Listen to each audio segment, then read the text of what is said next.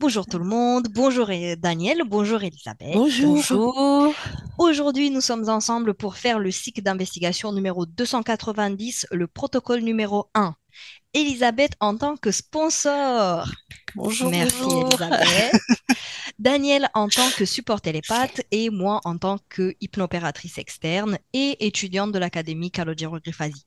Comme d'habitude, le cycle d'investigation que nous allons faire est composé de deux parties. On a la partie fixe avec des questions fixes qu'on ne peut pas modifier ou approfondir et la partie exploration libre avec une exploration des réponses de Daniel de la première partie. Alors, le sujet, Daniel ne connaît pas le sujet Je en connais tant, pas le sujet. en tant que support télépathe. Voilà, aucun support télépathe ne connaît le sujet. Elisabeth connaît le sujet puisqu'elle a préparé des questions qu'elle va Yes. poser à Daniel à la fin, Attends, regarde. voilà, sur le sujet. Si vous souhaitez aussi participer avec nous dans les investigations, comme Elisabeth aujourd'hui, vous pouvez envoyer un mail à investigation avec un s @calogero.com. Et si vous souhaitez me contacter, vous avez toutes mes données dans la barre de description en dessous. Merci beaucoup. Merci à vous de participer aujourd'hui. Et puis, Elisabeth, tu peux couper ton micro. Ok. Et Daniel, tu peux fermer tes yeux. Et tu peux prendre trois grandes respirations bien profondes. À mon 3, connecte-toi à la signification énergétique du mot saint et décris ce qui émerge dans ta perception. Un, 2, 3. Je vois une grande flamme très longue, très haute. Plutôt rouge, jaune, rouge orangé. Est-ce que tu perçois autre chose? C'est tout noir autour. Oui. Ok. Très bien. Décris les caractéristiques communes que tu détectes dans le champ d'énergie des personnalités religieuses canonisées.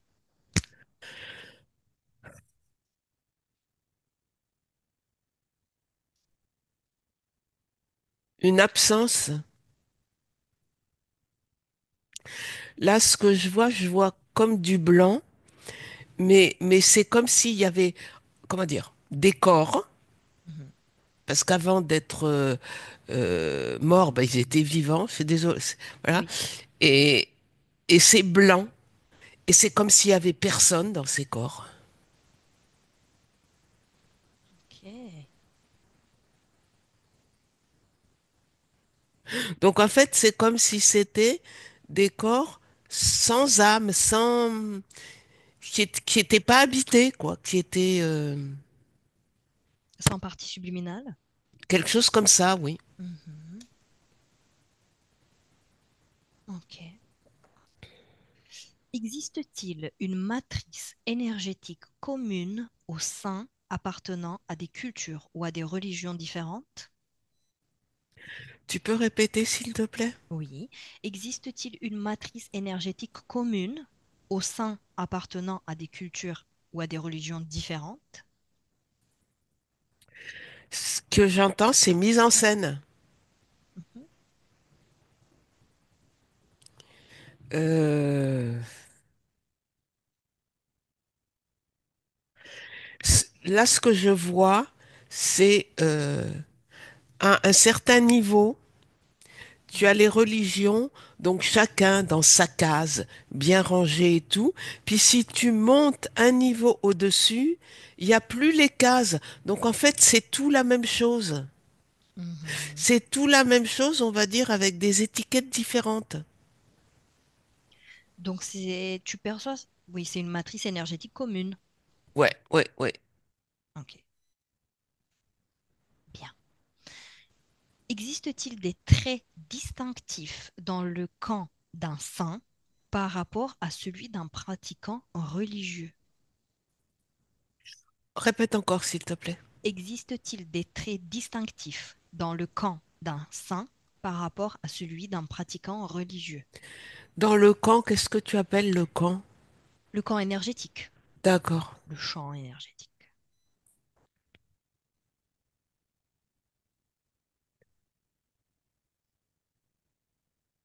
Répète encore, excuse-moi. Existe-t-il des traits distinctifs dans le champ d'un saint par rapport à celui d'un pratiquant religieux? Ben, un pratiquant religieux, il n'est pas vide. Mhm.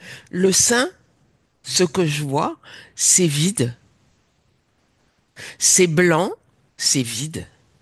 Mhm. Comme si ce blanc, Oui. c'était comme des fréquences qui les guidaient à faire ce qu'ils font. Mais sinon, c'est vide, il y a pas d'âme, il n'y a pas de conscience, c'est une coque vide. C'est comme une voiture sans chauffeur Mhm. qui est téléguidée. Voilà. Mhm. Observe ce qu'il se passe au niveau vibratoire lorsque beaucoup reconnaissent quelqu'un comme un saint.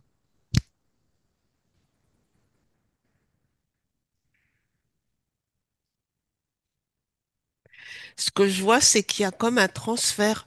C'est que les gens qui reconnaissent un tel comme un saint, c'est comme si ça leur donnait à eux du pouvoir.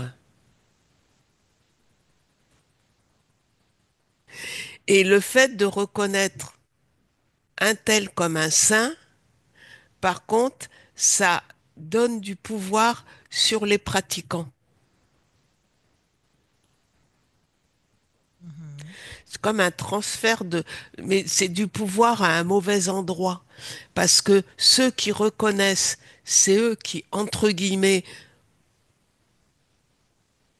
on leur dit, vous êtes plus puissant, vous avez telle autorité, et le pratiquant, c'est pour prendre une domination sur lui. Je veux dire, c'est à l'envers.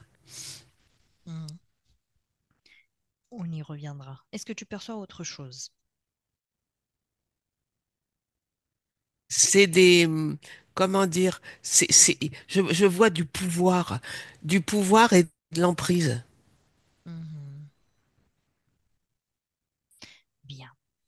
Observe l'influence énergétique d'un saint par rapport au facteur espace-temps. Que perçois-tu ou visualises-tu? Ben, un saint, ça s'use pas. Ça s'use pas? Ça s'use pas, non? Mhm. C'est là. Ça, tant qu'on en a besoin, il est là. Tant que le monde des humains, parce que le saint, il existe par rapport au monde des humains. Mhm. Il est utile, voilà. Il est utile par rapport au monde des humains. Donc, tant qu'il est utile, il est là. Il s'use pas. Il se salit pas. Il, Mhm. voilà. Il est là. Tu perçois autre chose par rapport au facteur espace-temps et l'influence énergétique d'un saint? Là, pour l'instant, je vois donc le saint, encore une fois, comme une boule, une entité blanche dans un espace très sombre. Mhm. Sinon, c'est ce que je vois. Mhm. Bien. Observe uniquement les caractéristiques communes inhérentes au champ énergétique des reliques des saints. Que perçois-tu? Bla, bla, bla, bla. C'est-à-dire. Bla, bla. C'est, comment dire, encore une fois, c'est une façon de dominer les humains. Parce que est-ce que c'est vraiment les reliques des saints? On en fait ce qu'on veut et on raconte ce qu'on veut, hein. Mhm. Et vu que les saints sont sont des coquilles vides, Mhm. après c'est encore un outil. Ce que je vois, c'est que c'est encore un outil de pouvoir. Mhm.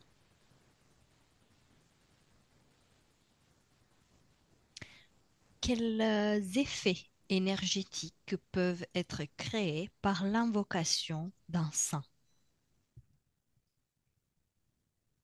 Ça fait des égrégores, ça fait des champs énergétiques très puissants parce que enfin, quand un prieur, un croyant invoque un saint, dans un moment donné, il n'est pas le seul à le faire.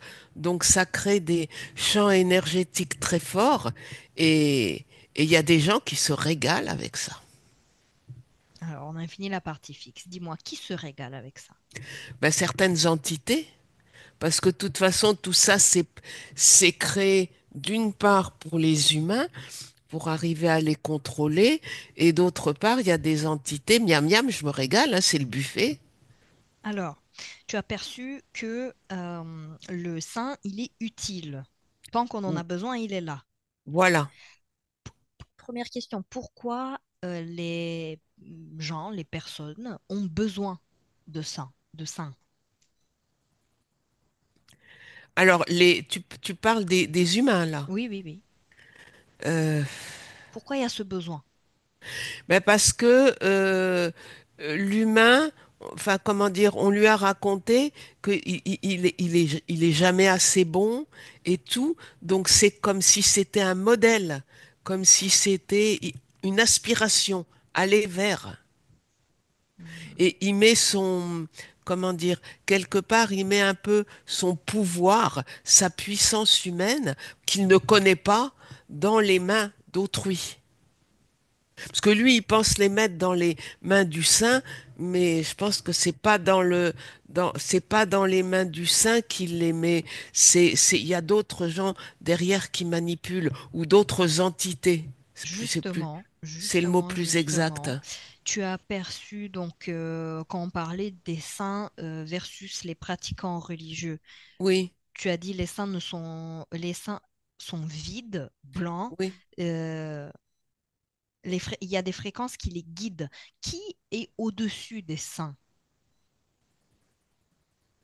Là, ce que je vois, là, je pense que je suis chez les catholiques. Ne pense pas. Juste Ah, dis-moi ce que tu perçois. il me semble ce que je vois, pardon. Oui, Je vois que je suis chez les catholiques. oui.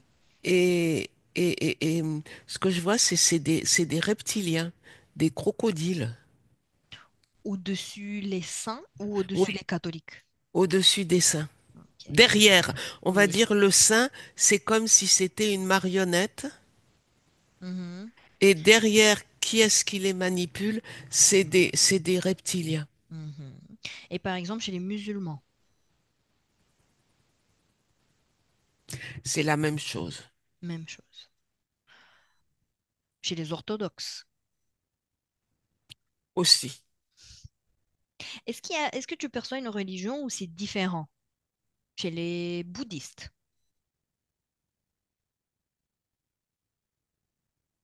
Il y a les crocodiles et Bon, les crocodiles. ok. Mhm, ok. Comment perçois-tu? Prends un exemple. Donc, on va dire chez les catholiques, d'accord? On est en France catholique. Donc, il y a les catholiques, les personnes qui prient, les humains qui prient au sein, et derrière les saints, qui sont des marionnettes, il y a ces reptiliens que tu as perçus. Comment l'information circule à travers tout ça? Décris-moi le chemin de l'information. Donc le pratiquant, quand il prie, Mhm. il émet déjà, comment dire, quelque part, en priant, il s'abandonne. Et ça, c'est très bien parce que comme ça, il devient, enfin, c'est très bien Oui, oui, pour eux. pour ceux qui, voilà, comme ça, il devient manipulable et il émet une certaine fréquence et cette fréquence comment dire, se lie avec d'autres fréquences dans un égrégore, dans toutes les personnes dans le monde et ailleurs qui prient ce saint. Et Mhm, donc, ça fait un buffet extraordinaire. mhm. Quel type de fréquence tu perçois dans cet égrégore?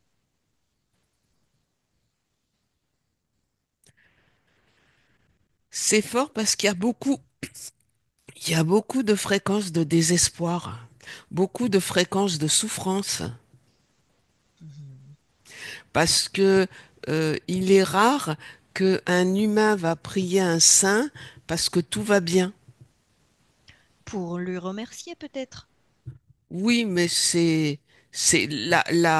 que je vois en majorité, c'est des demandes d'êtres qui sont fracturés, qui sont en souffrance. Donc c'est toute cette énergie du malheur Mhm. Mhm. qui est tout à fait un délectable pour les crocodiles. Bien sûr. Hum, comment se passe ce transfert de pouvoir? Donc, le pratiquant prie, il est dans le désespoir, dans la souffrance, il émet cette fréquence qui se lie avec les fréquences de l'égrégore. Et tu m'as parlé de pouvoir. Qu'est-ce que tu perçois par rapport à ça? Alors, à partir du moment où il prie, il se met dans un état de faiblesse, Oui. puisqu'il y a, comment dire, quelque chose de très fort qui sort de lui. Il peut même y avoir une fracture, Qu'est-ce qui sort de lui, du pratiquant qui prie? Qu'est-ce qu'il cède? des vibrations, Mhm. des, même des fois, il y a comme son cœur ou une partie de son âme qui sort. De sa partie subliminale. Oui, qui sort vers, en direction du sein, parce que, comment dire? Attends, 2 secondes.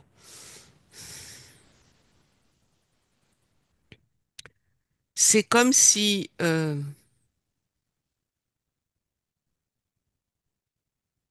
c'est toute la force de Mhm. la prière et du désespoir qui fait que qu'il y a une partie de son âme qui sort.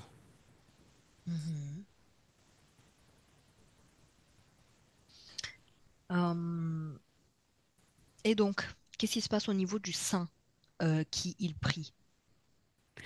Alors le sein, c'est juste, c'est comme dire, c'est comme un réceptacle qui reçoit Oui. toutes ces fréquences, toutes ces énergies, et après, il y a d'autres personnes derrière qui en font ce qu'elles veulent. Mais le sein, c'est juste un, comment dire, c'est juste un prétexte, il est juste là pour entre guillemets, forcer les pratiquants à prier ou les inciter à prier. Mhm. Tu as perçu les saints comme blancs, personnes sans des corps, sans partie subliminale. Oui, Lis, lis l'ADN d'un saint.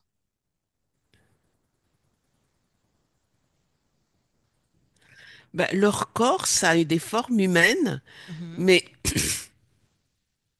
en fait, c'est comme des boîtes. Est-ce qu'ils ont un ADN? Non, là, je vois pas. Pas d'ADN. Non, parce que c'est comme des, si tu veux, c'est comme des récipients. Mhm. Oui. Quelle est la signification de ta première perception que tu les as perçus comme une grande flamme, très longue, Oui. très haute, dans un espace noir? Décode cette perception. Dis-moi ce que ça signifie. Là, ce que j'ai comme qui me vient, c'est purification. Pour qui? Allez, on va décodifier ça. Oui, purification. Donc, ça purifie l'espace, ça purifie l'endroit où il y a la flamme. Que représente la flamme? Le cœur,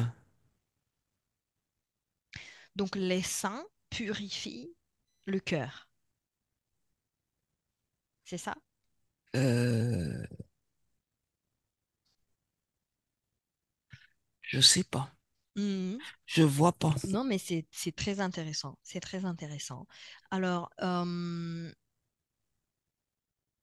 d- rentre dans cette image, Daniel. Cette image de flamme, très grande, très longue, très haute. Oui. Est-ce que tu perçois quelque chose en plus? Est-ce qu'il y a des nouvelles informations sont arrivés par rapport à ça? Ben, ce qui est, enfin, cette flamme, elle est très, voilà, elle est très longue, elle est colorée et elle est dans un endroit extrêmement noir.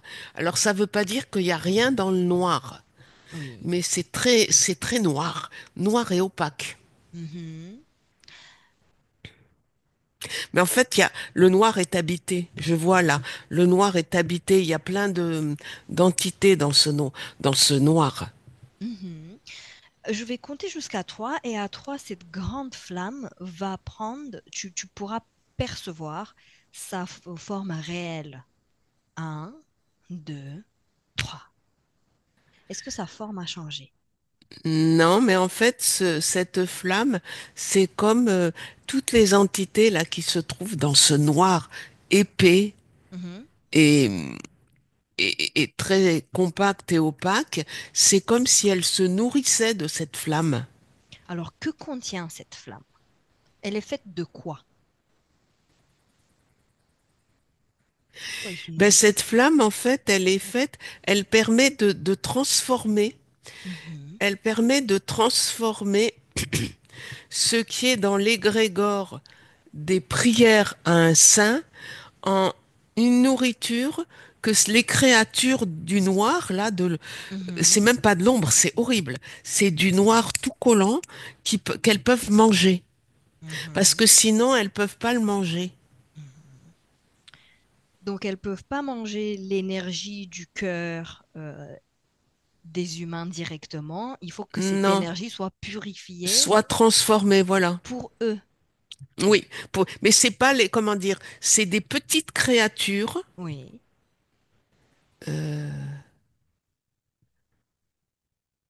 qui sont pas reptiles. On dirait comme des petites créatures qui ressembleraient à des insectes. Et ça, elles ont besoin que cette énergie soit transformée pour pouvoir se nourrir. Mhm. Et quel est l'ADN d'une de ces créatures, l'ADN éthérique?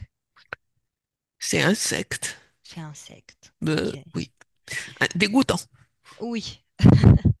Euh, Prendre la distance, Daniel, par Oui. rapport à ça. Ne t'implique pas dans cette scène. On observe seulement. Alors donc, les insectoïdes se nourrissent aussi de l'énergie de la prière. Oui. Hmm, je peux parler avec un insecte comme ça, Daniel? Tu me laisses lui parler Oui. directement? Oui. Bien. À trois, laisse-moi. Comment il s'appelle?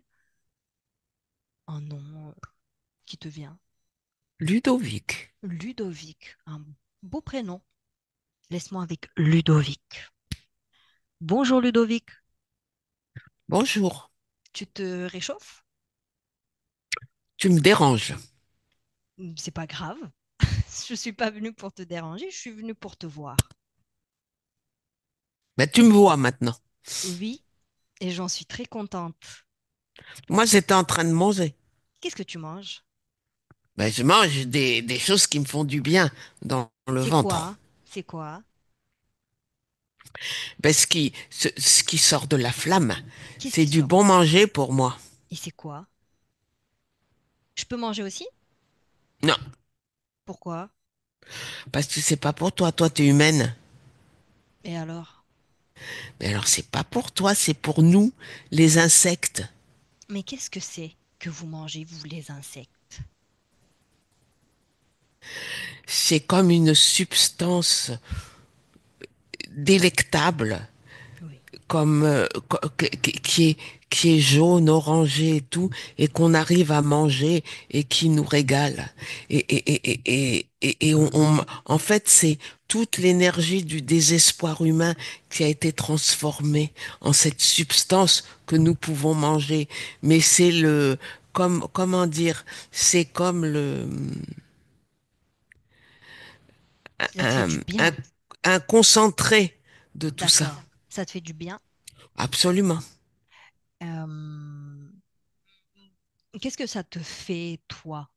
Ça te donne quoi? Ça te donne de l'énergie?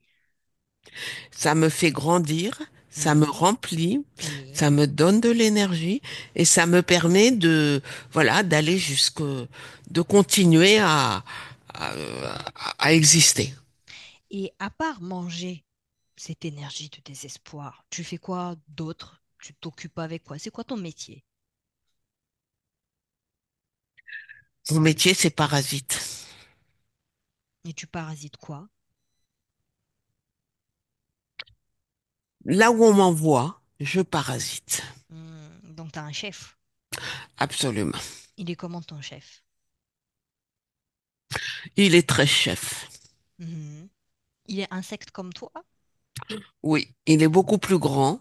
Oui, je me Il a doute. beaucoup plus d'expérience. Mhm. Et toi, t'as quel âge?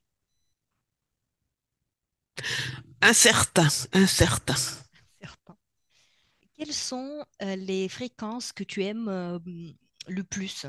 Parasiter le plus? Le désespoir. Ok, ok, ok. Super Ludovic. Euh, appelle ton chef maintenant. Je veux le voir. C'est une grosse mouche. Énorme. Mais pourquoi tu pleures? T'as peur? T'as peur de ton chef? Non, mais c'est une mouche énorme. Ok, ok. Déconnecte-toi, Daniel. Oui, Déconnecte-toi de Ludovic. Et tu l'as ressenti comment cette canalisation? bien. Tu perçois le chef? Oui, C'est une mouche. énorme.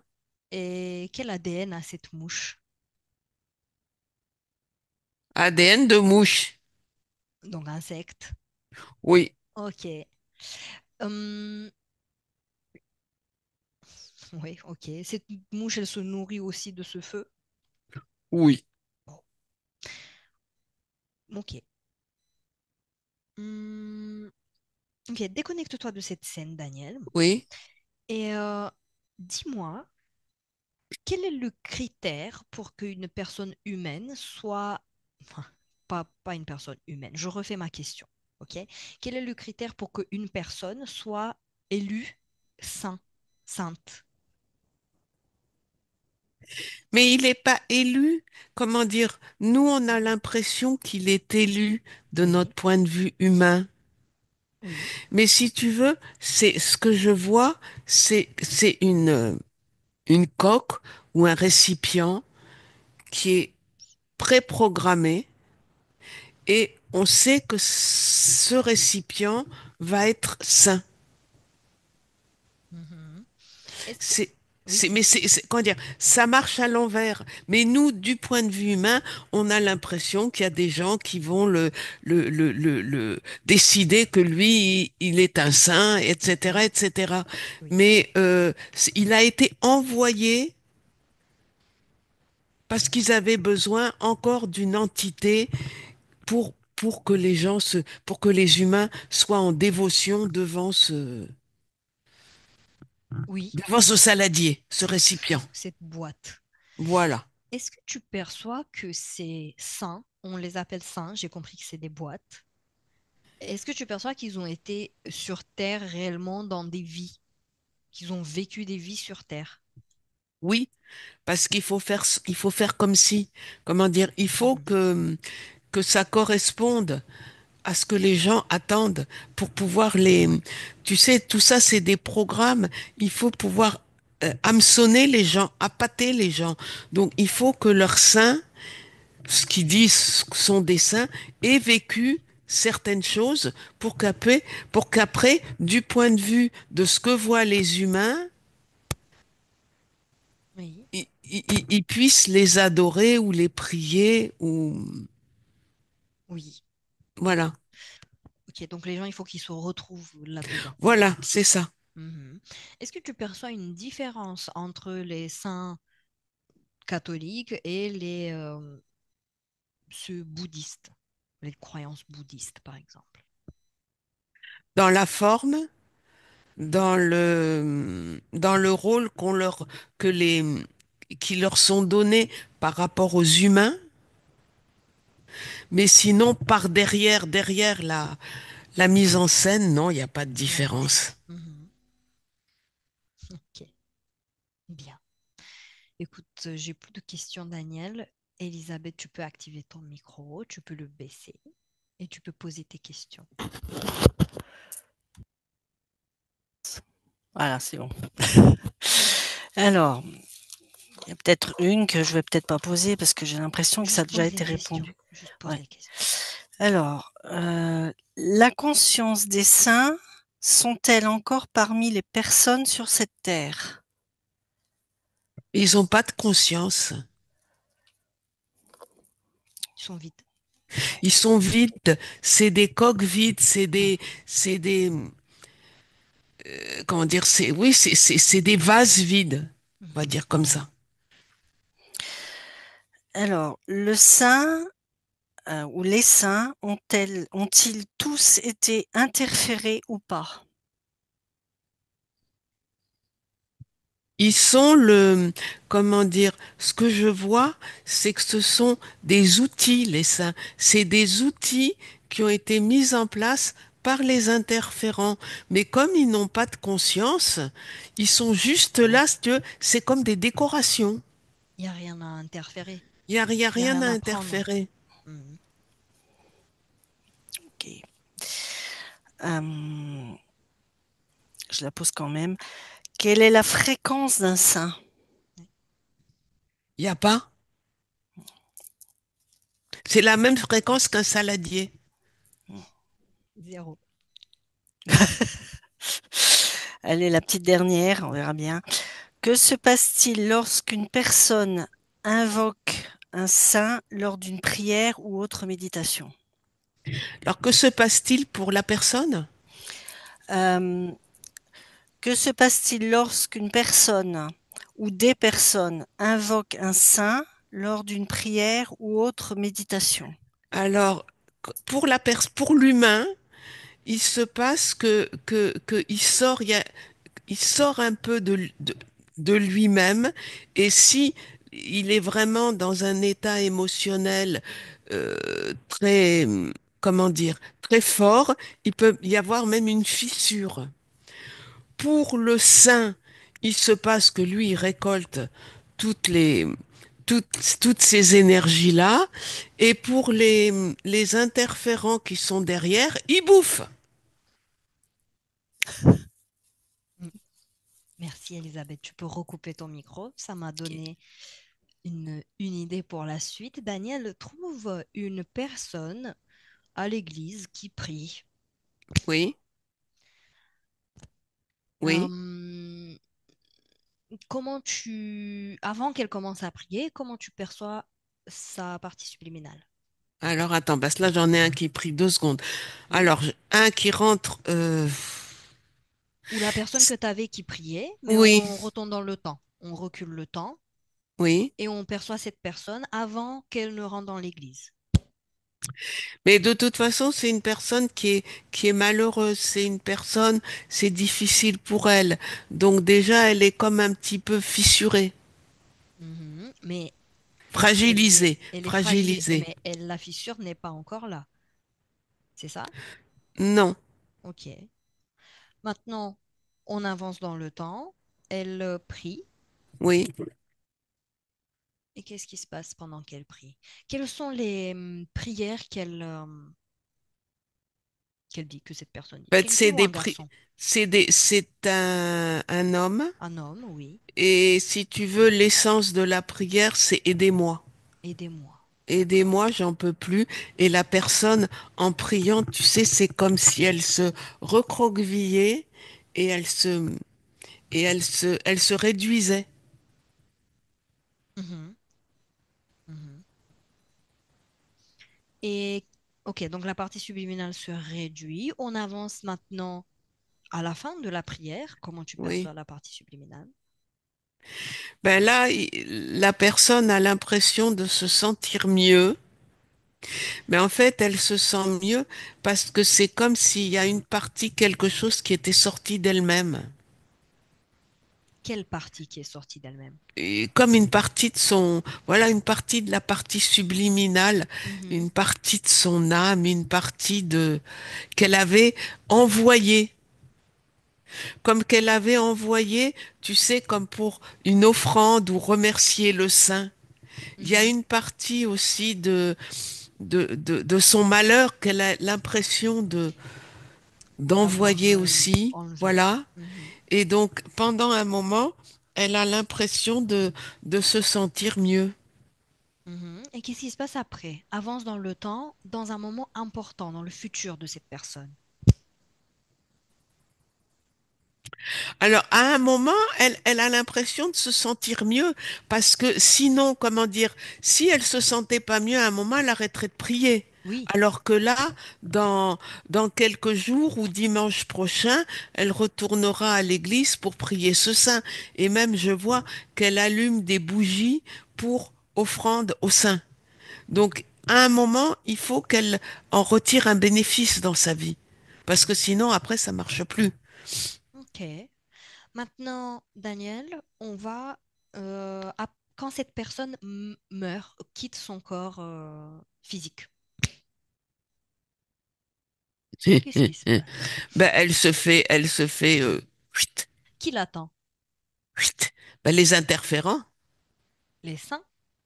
Non, Ah, ceux qui sont derrière. Parce que si tu veux, avec le sein, elle a créé plein de, le sein entre guillemets, oui, elle oui. a créé plein de liens.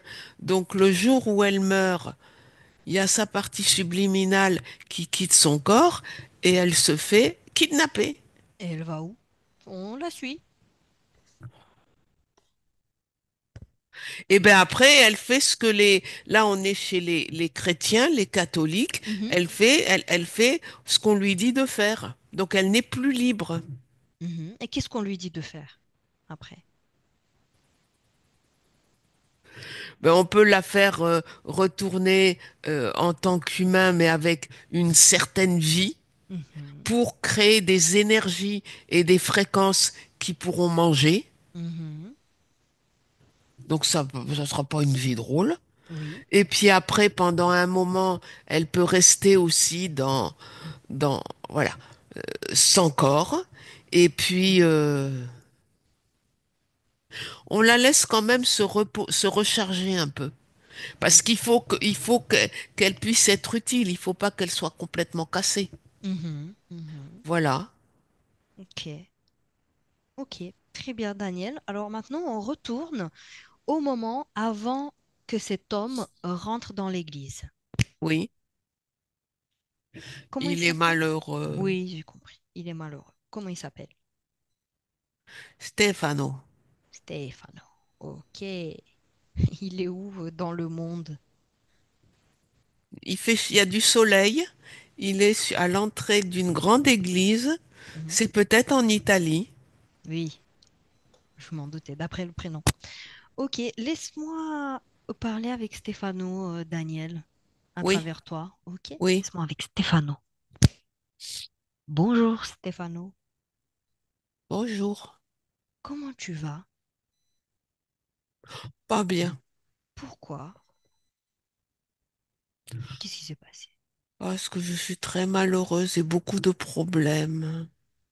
Mhm, Que je sais pas comment m'en sortir. C'est des problèmes, tu sais, quand j'en enlève un, il y en a un qui vient se coller. C'est des sangsues, c'est horrible. mhm. Est-ce que tu sais d'où viennent ces problèmes? Non, je pense que c'est peut-être ma faute, parce que je suis pas un gentil garçon. T'es pas un gentil garçon? Je sais pas, si j'étais un gentil garçon, j'aurais pas des problèmes comme ça. Mhm. T'as quel âge, Stefano? 35 ans. 25? 35. 35. D'accord. Alors écoute, avec ma collègue Danielle et ma collègue Elisabeth, on se promène et on voit un peu ce mécanisme d'église, de prière, de saint. Toi, t'aimes bien prier. Oui. Pourquoi? C'est pas que j'aime ça, Ah, c'est que c'est la seule solution que je trouve pour m'aider.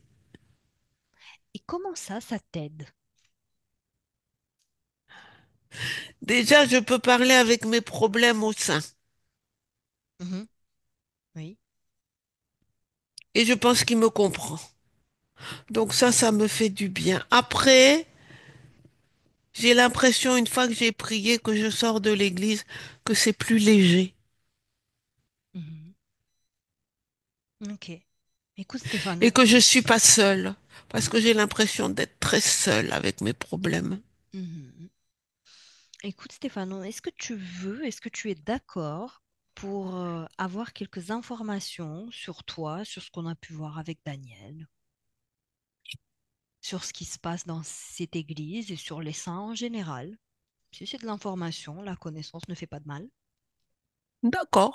Ok, alors maintenant, pendant que je te parle, Daniel va te transférer télépathiquement tout ce qu'on a vu dans cette investigation et tout ce qu'on a vu par rapport à toi, par rapport à ta vie, par rapport au moment où tu pries, par rapport au moment où tu vas quitter ce corps physique de Stéphano et par rapport à ce qui va se passer encore après. Mais ça alors, je vais plus prier, hein. Ouh, lou, lou, lou, lou, lou, lou, lou, lou. Je pars en courant, là. Pourquoi tu veux plus prier? Ça t'aide? Mais moi, je croyais qu'ils étaient honnêtes, ces gens-là. Pourquoi tu croyais qu'ils étaient honnêtes? Qu'est-ce qui t'a fait Parce, croire qu'ils étaient honnêtes? parce que c'est une église, parce que oh, j'ai appris comme ça. Depuis Mhm, que je suis petit, j'ai appris que le bon Dieu, il me voulait du bien. mhm. Tu veux que je te dise qui est honnête, Stéphano? Oui. C'est toi. C'est toi Oh, qui ben es ça, c'est honnête. une bonne nouvelle. C'est une très bonne nouvelle parce que C'est une tu es excellente honnête. nouvelle. Et tu sais pourquoi? Parce que tu sais que tu es malheureux, tu sais que tu as ces problèmes-là, tu les as identifiés, tu sais que tu les as. Donc c'est le premier pas vers la résolution. C'est l'honnêteté. Oh, ben, je me sens mieux, là. Ah oui? Parce qu'avant, c'est comme si j'étais pris dans un, tu sais, quelque chose, une étreinte, ici. Mhm. Oh, Oui. et maintenant, Regarde, observe si tu as des choses qui t'appartiennent pas en toi. Fais un scan. Les sentiments de malheur, oui, tout ce les besoins truc-là, cette d'aide. espèce de corset de fer qui est Mhm. autour de moi, qui m'empêchait de respirer, qui m'empêchait de bouger. Il Oui, est oui. là toujours? Non, il est là. Il est là. Il est à côté. Ok. Oui. Est-ce que tu as autre chose sur toi? Attends. Oui, dans les Prends. pieds. Dans les pieds. Oui. À partir de la moitié de la cuisse jusqu'au pied, c'est tout noir. Mhm. Qu'est-ce qui représente ce noir? Qu'est-ce que c'est? Mais c'est comme des pieds de bouc. D'accord. Hmm. Ils sont à qui? Appelle le responsable. Ils sont pas en moi. Bah non, appelle le responsable. Qui se présente? Le diable. Ah, j'aurais espéré un saint, mais bon.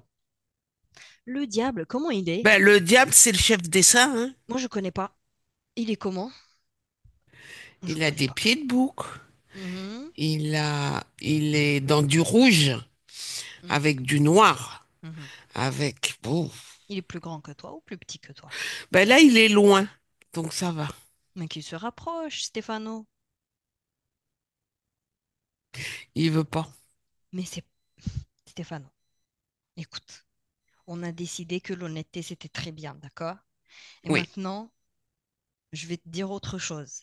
Il n'a pas le choix. Parce que une fois que tu vois quelque chose, tu reprends contrôle sur ton espace, Stéphano. D'accord. Donc là, tu as vu tes pieds de bouc qui ne t'appartiennent pas. Tu vois, tu sais qu'ils sont pas à toi. On a appelé le responsable. Il doit se présenter. C'est ton D'accord. espace. Ok. Et qu'est-ce que ça te cause dans ta vie, ces pieds de bouc? C'est terrible. Ah oui, c'est la cause de quoi dans ta vie? Qu'est-ce que ça provoque? Ben déjà, c'est très lourd. C'est très lourd, donc j'ai beaucoup de mal à bouger. Mhm. En plus de ça,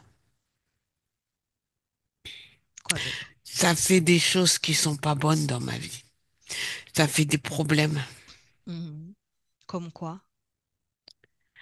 Ben, comme que j'arrive pas dès que je fais des choses, ça va bien pendant un moment, puis après, pchut! Mhm. Est-ce que ce sont des problèmes pour lesquels tu souhaitais de l'aide, pour lesquels tu Oui, priais? absolument. Absolument. Ah, mais regarde, t'as ça, tu pries la personne, la chose qui a mis ça sur toi. Oui, mais je savais pas. Mm. Et maintenant que tu sais comment sont ses pieds à toi, est-ce qu'il y a quelque chose qui a changé au niveau de tes pieds? Ah ben maintenant, j'ai des pieds normaux, Ah, comme les déjà, humains. Des déjà, pieds d'humains. tu es Des très pieds rapide. d'humains. Tu es très Des rapide, Stéphane. pieds d'humains. Est-ce que tu aimes bien ces pieds? Oh ben oui, c'est beaucoup mieux. C'est mieux quand ils sont à toi. Oh oui, Et du coup, ce diable-là, je vais t'apprendre quelque chose, Stéphano. Tu as le pouvoir de lire de l'ADN éthérique pour pouvoir identifier chaque chose que tu rencontres, chaque personne que tu rencontres, chaque d'accord. saint auquel tu pries, auquel tu as prié. Tu peux tout identifier maintenant. Je vais plus prier. C'est fini. Identifie ce diable. Soit tu peux le toucher, soit tu peux regarder dans ses yeux et dis-moi son ADN éthérique. Eh ben, c'est le diable. Il n'y a pas d'autre ADN, c'est juste le diable. Non, c'est le diable. C'est Belzébuth. Ah, ok. Ok, ok. Et ben, qu'est-ce que tu veux faire avec lui? Tu veux le garder dans Absolument ton pas. espace? D'accord. Tu Qui vas s'en encore lui aille. demander de l'aide? Non, non, non, non, non, j'en veux plus. D'accord, ok. Alors, maintenant, Stéphano, tu peux ouvrir un portail. Oui, Et ce portail, tu peux l'ouvrir soit, ça soit un portail de feu, un portail qui va détruire tout ce qui passe par là, soit tu peux ouvrir un portail avec un amour qui est tellement fort, où il y a des fréquences tellement hautes que rien qui n'a pas ces fréquences ne va survivre dans hum, ce portail. Qu'est-ce que tu choisis? peu. Feu. D'accord, c'est correct. Ouvre ce portail de feu. Oui, Envoie Belzébuth dedans. oui. Bah, de toute façon, il est feu. Alors, Oui. alors Le tout plus va bien. important, c'est le tuer, c'est de le détruire de ton Oui, espace. oui. Et ça Ok. y est, c'est pas, il est parti. Et envoie aussi le corset qu'il y a. Oui, Envoie oui, tout. Tout ce qui oui, t'appartient pas. Ok. Bien. Maintenant, ferme le portail. oui. Et dis-moi comment tu te sens. Très bien. Ok. Super. Parfait. Merci Stéphano. Merci à toi. Parce que dis donc, j'ai bien fait de venir prier aujourd'hui. Qu'est-ce que tu vas... Oui. Qu'est-ce que tu vas faire après dans ta vie? Comment tu te vois dans cette vie physique? Eh ben, je vais arriver à résoudre mes problèmes. Comment tu vas faire? Eh ben, je crois que j'en aurai plus. Parce que la cause, elle est partie. Oui. Et puis, je vais vivre. Je vais danser. Je vais chanter. Je vais réussir ce que j'ai envie de faire. Et après cette vie, quand tu vas te séparer de ton corps physique, qu'est-ce que tu vas faire? Oh, ben, je serai libre, on verra. Tu verras. Bien. Oui. Ok. Déjà, je vais vivre cette vie. Puis après, je suis libre, on verra. Eh ben, écoute, Daniel, moi et Elisabeth te souhaitons belle vie. Merci et merci beaucoup. Déconnecte-toi, Daniel. Oui. Déconnecte-toi. Comment tu le perçois maintenant, Stéphano? Ah, formidable. Tout lumineux, tout clair, Quel est tout son libéré. ADN? Quel est son ADN? Humain. Humain, ok. Mm, mm. J'avais pas vérifié avant, mais je pense qu'avec les pieds, il y avait une hybridation. Mais c'est Oui. pas grave. Maintenant, il est humain, c'est ce qui compte, qu'il puisse pleinement vivre sa vie sans interférence. Et maintenant, Daniel, comment tu le perçois dans 30 ans? Il est content, il est calme, il fait ce qu'il a envie de faire et ça marche pour lui. Bien, très bien. Reviens dans le présent, Daniel. Oui, Déconnecte-toi de Stéphano et de toute cette oui. scène et dis-moi si tu perçois autre chose par rapport au sein que tu veux mentionner. Non. Bien, très bien. Alors, oui, Non, dis-moi. parce qu'en fait, ils ont aucun intérêt. Oui, c'est vrai. Bien. Je vais compter de 1 à 3 maintenant, Daniel. Et à 3, tu seras pleinement dans le moment présent. 1, déconnecte-toi Hmm. complètement de tous les lieux, de toutes les personnes. de toutes les perceptions que tu as eues et reviens progressivement dans ton corps. Élève ta fréquence à tes niveaux les plus élevés. Et deux, tu sens l'énergie revenir dans tes mains, dans tes pieds, dans chaque muscle qui se prépare à bouger à nouveau. Ton corps devient de plus en plus léger, de plus en plus fort. Tu peux le bouger avec plaisir, avec aisance. Et tu te sens libre, tu te sens heureuse, tu te sens de mieux en mieux. Et trois, tu es pleinement présente, éveillée, remplie de bonheur et tu peux ouvrir les yeux. Ça va? Comment tu Ça te va, sens? ouais. Et Elisabeth, tu peux activer ton micro aussi. Qu'en as-tu pensé de cette investigation? Ah, magnifique, magnifique. Franchement, je m'attendais pas à tout ça déjà. Est-ce que... Je m'attendais pas à comment dire, de canalisation, ce genre de Ah, choses, oui, que je vois en ça direct arrive, pour une ça fois. arrive. Oui. Parce que c'est vrai que je l'ai fait dans autre chose, mais une canalisation comme ça en direct, j'avais jamais Mais vécu. Daniel, Donc, c'est Daniel. Et j'aime bien les canalisations de Daniel. C'est ouais, toujours très drôle, très franchement, c'est ouais, je confirme. Franchement, énergétique. Donc, ouais. magnifique, parce que je m'attendais pas du tout à ça. Et Merci Elisabeth. super, franchement, au top, Merci au d'avoir top. été là. Merci de nous avoir Mm. sponsorisés encore une fois. Il n'y a pas de souci. Puis je le referai. Super. Quand j'en aurai Merci beaucoup. l'occasion, je referai. Merci.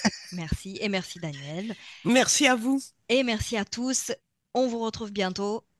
Au revoir. Bonne journée. Bonne soirée. Au revoir à tous. Bonne soirée.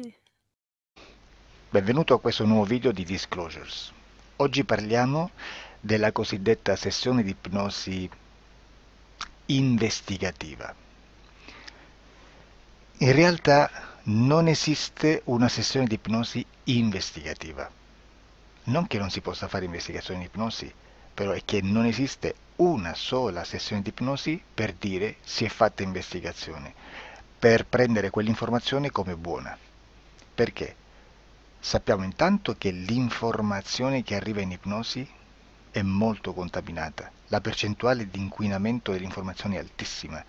Pensate a questa informazione che viaggia per tantissime dimensioni, attraversa densità, passa per coscienze che volontariamente o involontariamente possono distorcerla e poi arriva infine alla persona che sta in ipnosi, che ha una coscienza, ha una mente, ha un'esperienza e interpreta questa informazione secondo la sua struttura mentale, secondo le sue credenze, che per quanto si possa essere più o meno liberi mentalmente, liberi pensatori, sempre c'è una parte subliminale che interpreta in base all'educazione ricevuta, alla cultura e perché no, anche tutte le esperienze di esistenze passate che ancora lasciano un segno in noi.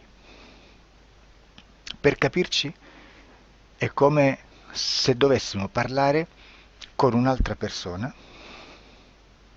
immersi nell'acqua, a qualche metro di distanza, cercando di utilizzare un mezzo, che è quello della corda vocale, che è fatto per produrre suoni da trasmettere nell'aria. Noi stiamo utilizzando questo strumento per far passare un'onda sonora nell'acqua o in un liquido. Chiaramente il suono viene completamente distorto, sempre ammesso che sia per il nostro corpo facile e non difficoltoso poterlo fare senza avere dei problemi come ingurgitare acqua o eccetera. Ma non solo. Supponiamo che per questo tipo di comunicazione utilizziamo anche due lingue diverse, per esempio un italiano e un russo o un giapponese. Per quanto possiamo anche interpretare il labiale, non possiamo capire quello che ci sta dicendo perché la lingua è diversa. La lingua, diciamo, da dove parte l'informazione a dove arriva è completamente diversa, il codice, il linguaggio è diverso, ma possiamo anche cercare di capirci attraverso i gesti, attraverso le espressioni facciali. Per quanto sia ipoteticamente facile poterlo fare sott'acqua, però non dobbiamo dimenticare che l'acqua non è l'aria e può distorcere l'immagine, ma non solo. Dobbiamo anche pensare che l'altra persona, che parla un'altra lingua, che viene da un'altra cultura, potrebbe interpretare i segnali che noi interpretiamo come X in Y. Per noi un sì è abbassare la testa dall'alto verso il basso, per esempio, sì, e il no da sinistra verso destra, no. In alcuni paesi orientali, come le Filippine credo o qualcun altro, utilizzano esattamente gli stessi segni, ma al contrario. No, sì.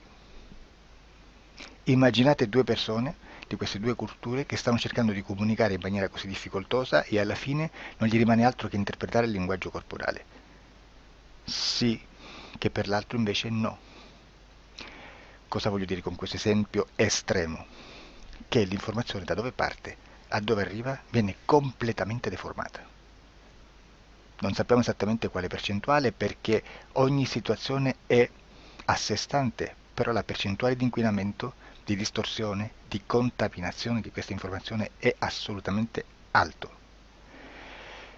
Quindi fare una sessione investigativa, mettere una persona in ipnosi e chiedere di Tizio Caio Sempronio di una situazione o chiedere certi dati è assolutamente controproducente, è assolutamente inutile. Quindi vi chiederete cosa fate allora voi quando fate ipnosi, quando fate delle domande, quando cercate delle risposte e con queste informazioni che vi arrivano lavorate sulla situazione esoterica del cliente. Beh, non facciamo altro che recuperare questa informazione solamente per arrivare al problema del cliente e poi lavorarci. Quindi il valore dell'informazione non è quello di un'istruzione, quello di memorizzare dei dati e di prenderli per buoni, ma è un veicolo di movimento, di trasporto verso la causa del problema per poi lavorarci. Quindi lo scopo di questo tipo di informazione che si prende dalla singola sessione è completamente un altro. Come si fa quindi? Investigazione in ipnosi. Il lavoro non è semplice, il lavoro è lungo, difficoltoso, stancante. È necessario farlo anche in squadra perché bisogna moltiplicare il numero di sessioni da fare e una sola persona potrebbe farlo soltanto in un tempo estremamente largo. Noi abbiamo delle informazioni che prendiamo ormai per buone, ci lavoriamo, danno dei risultati e quindi per noi sono buone. E come abbiamo fatto ad avere queste informazioni? Per esempio, come facciamo a sapere che un extraterrestre chiamato il cosiddetto grigio è più o meno alto X, poi ci sono magari quelli anche un po' più alti, ma hanno un corpo strano, hanno una pelle grigio-verde, hanno degli occhi grandi a mandorla neri, senza una pupilla visibile, non hanno quasi bocca né naso né orecchie, hanno soltanto delle fessure, non hanno organi genitali, hanno degli arti molto più lunghi rispetto alla proporzione che potrebbe avere il corpo umano e di solito hanno meno dita delle 5 del corpo umano, eccetera, eccetera, eccetera. O se prendiamo un altro tipo di essere che possiamo incontrare in ipnosi, come facciamo a dire che hanno delle somiglianze con i rettili, gli animali rettili terrestri o gli animali, gli invertebrati, gli insetti terrestri? Perché? Perché siamo sicuri di questa informazione e ci lavoriamo e quando ci arriva la prendiamo già per buona, nonostante sia anch'essa contaminata. Perché queste informazioni sono arrivate da tantissime sessioni, fatte da tantissime persone, con tantissime altre persone sotto ipnosi e che nel contesto di tutto il lavoro gli uni non sapevano degli altri.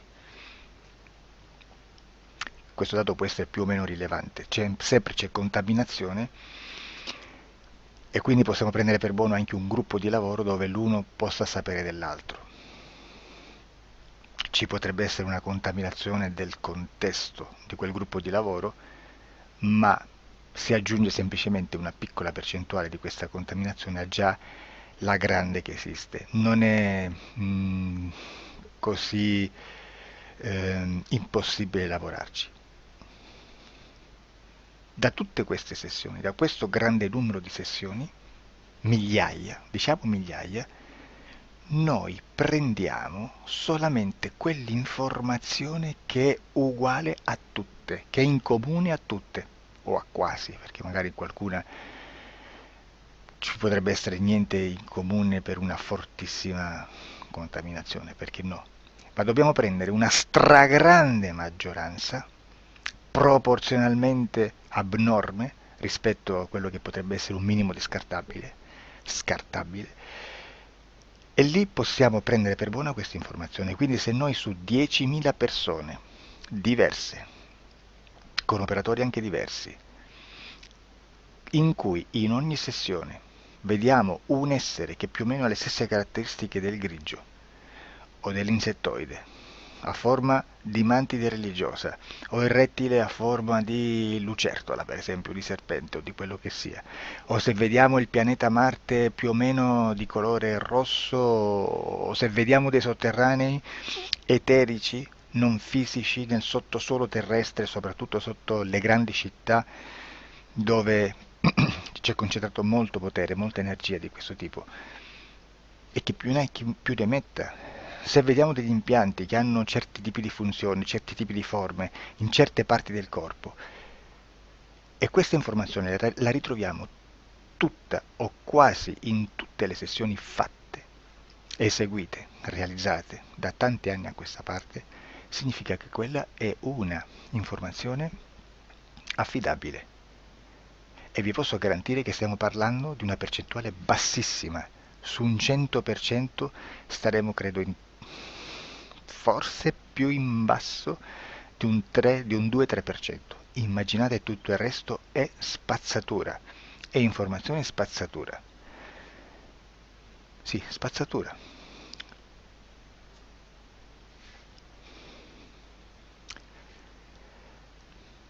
C'è anche un'altra cosa da dire. Supponiamo che un operatore faccia un'ipnosi e voglia andare a vedere cosa fa Tizio, cosa fa Caio, cosa fa Sempronio. Arrivano delle informazioni e si dice che Tizio è biondo, Caio è zoppo e Sempronio è uno sportivo. Intanto già abbiamo detto che una sessione soltanto non serve, d'accordo? Ma poi c'è da dire che una coscienza, un essere, in ambiente subliminale, la sua parte subliminale potrebbe non dare autorizzazione a questa fuoriuscita di informazioni. Mi potreste dire, e allora tu quando chiedi agli esseri cosa fanno, cosa non fanno? Beh, intanto la prendo sempre con le pinze, perché abbiamo sempre detto che tutto è molto contaminato e mi serve solo per dirigermi da una parte. Ma c'è anche da dire che se un essere interferisce con l'altro, ha aperto un canale di comunicazione a cui non può ovviare, a meno che non lo recida, non lo annulli. Quindi quando io faccio la domanda a un essere, se lo faccio attraverso l'interferito, mi arriva l'informazione per un canale aperto che sottostà alla volontà dell'interferito. Sulla volontà dell'interferito parleremo in un prossimo video disclosures. Però, se io voglio fare un'investigazione sopra Tizio, Caio e Sempronio, che non hanno nessun collegamento, nessuna interazione e nessuna interferenza con il soggetto con cui io sto realizzando l'ipnosi, non è detto che mi arrivi questa informazione. Assolutamente. Potrebbe esserci completamente un muro. Come potrebbe esserci informazioni, perché quell'altra parte potrebbe autorizzare comunque. Ma non è detto. E comunque quando ci arrivano informazioni, in una situazione di non interferenza o non interazione, non possiamo sapere esattamente se sono informazioni che ha autorizzato la parte subliminale dell'altra persona o dell'altro essere, o qualche altro essere, qualche altra entità furba, approfitta della situazione, osserva quello che sta succedendo, si mette in mezzo, si fa passare per l'altro e dà informazioni, ovviamente distorte, prima perché non è detto che debba conoscerle, e anche se fosse potrebbe manipolarle a sua volontà e a suo vantaggio. E quindi immaginate che situazione ridicola ci si viene a trovare, in quale situazione ridicola ci si viene a trovare in questi casi. Da qui si vede quando un operatore riesce a utilizzare l'informazione in ipnosi come per lavorare su un soggetto. Da qui l'osservatore attento delle sessioni di ipnosi riesce a capire se quell'ipnosi è un'ipnosi affidabile, un'ipnosi con un livello di informazione certa, con una alta percentuale di informazione certa. Non vi nascondo che in futuro potrei anche impostare un lavoro per decifrare che livello di certezza di informazione c'è in un'ipnosi, analizzandola e spiegando il perché, spiegando i meccanismi di analisi di un'informazione in ipnosi, che poi anche è molto istintivo. Supponiamo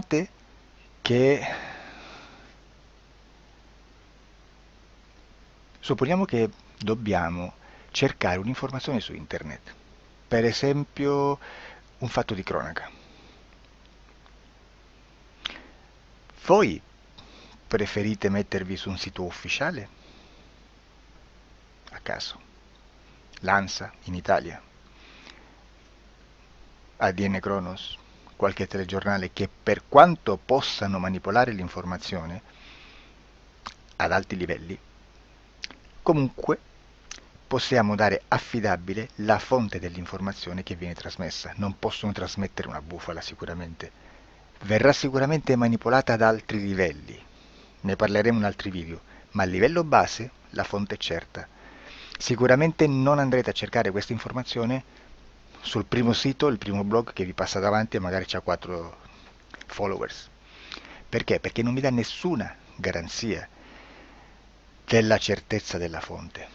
Non c'è un controllo né nella struttura interna di questa agenzia di informazione e né dal grande pubblico, che per la quantità di persone che attingono quell'informazione si può dedurre se l'informazione è certa o meno, perché è un'informazione che passa in un pubblico così vasto che se ci dovesse essere una distorsione con la realtà è molto probabile che venga fuori.